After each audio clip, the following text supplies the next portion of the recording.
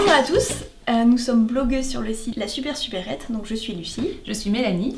Donc aujourd'hui on va vous expliquer comment faire une pâte feuilletée. Donc c'est aussi un classique des pâtes qui est utilisé pour faire des galettes à la frangipane, des croissants ou encore des petits palmiers sucrés. C'est parti. Alors pour cette recette, il vous faut 200 g de farine de type 55, 150 g de beurre, 100 g d'eau, et une petite cuillère à café de sel. Donc petit conseil avant de commencer, il vaut mieux travailler cette pâte dans un endroit où il ne fait pas trop chaud et surtout il faut bien respecter les quantités et les étapes. C'est parti. Alors on va mettre la farine dans un saladier. Voilà. Ensuite on fait un petit puits au milieu. Exactement. On va rajouter l'eau au milieu. Hop. Et une petite cuillère à café de sel. On touille un peu au départ parce que bon, on n'a pas envie de s'en mettre complètement plein les doigts non plus. Voilà, donc là je vais pouvoir mettre les mains. Et c'est parti. On fait une pâte. Pour avoir une boule assez homogène encore. Ça fait un peu comme de la pâte à pizza d'ailleurs. Et comme d'habitude, si la pâte elle est un petit peu trop collante, on peut rajouter de la farine. Et si elle est un peu trop sèche, on peut rajouter de l'eau. Mais là, elle a l'air très bien. Consistance parfaite, donc c'est un petit peu plus sportif. Ça a l'air parfait. Donc là la pâte commence à être pas mal. On obtient une belle boule.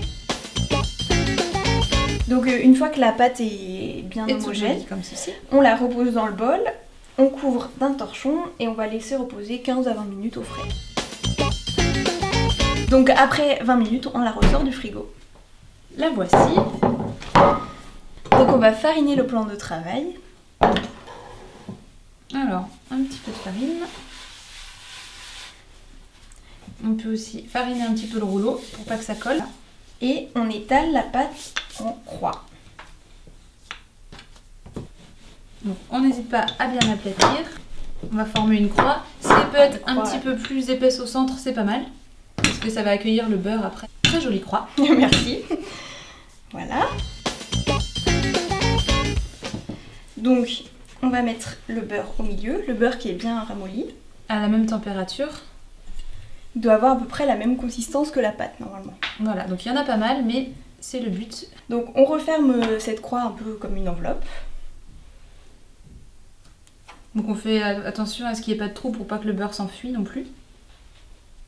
Donc je referme bien les bords de la pâte et je soude en appuyant pour pas que le beurre s'échappe. On va étaler la pâte, on va y aller doucement pour pas que ça perce non plus la pâte. Voilà, sinon le beurre va sortir de la pâte et ça sera... On va faire un grand rectangle en fait.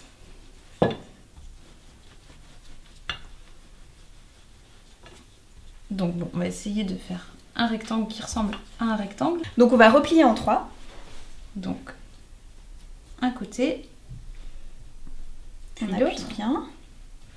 Une pâte bien solidaire. Et ensuite on fait un tour. Un quart de tour. Tac, pour laisser l'ouverture sur le côté.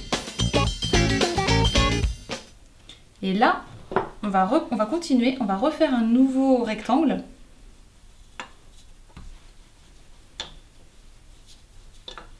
Donc là, ce qu'on a fait, c'était donner un tour à la pâte. Donc là, on fait le deuxième tour en fait. Donc on y va mollo. Là, on revient. C'était comme ça. C'était comme ça. Hein. Ouais. Et donc là, je la tourne d'un quart de tour encore. Et là, donc on va la mettre au frais pendant 20 minutes à peu près. Donc on a fait 2 tours, il faudra encore en faire 4. 6 tours au total. Donc on la met au frais. Alors là, après donc environ 15-20 minutes, on ressort la pâte feuilletée du frigo. Et on va faire 2 nouveaux tours. Donc, on fait comme tout à l'heure, on fait un beau rectangle. Donc très délicatement, sinon le beurre s'échappe. Après, on aura nos beaux feuilletages de pâte feuilletée. Donc on va comme tout à l'heure le replier en 3.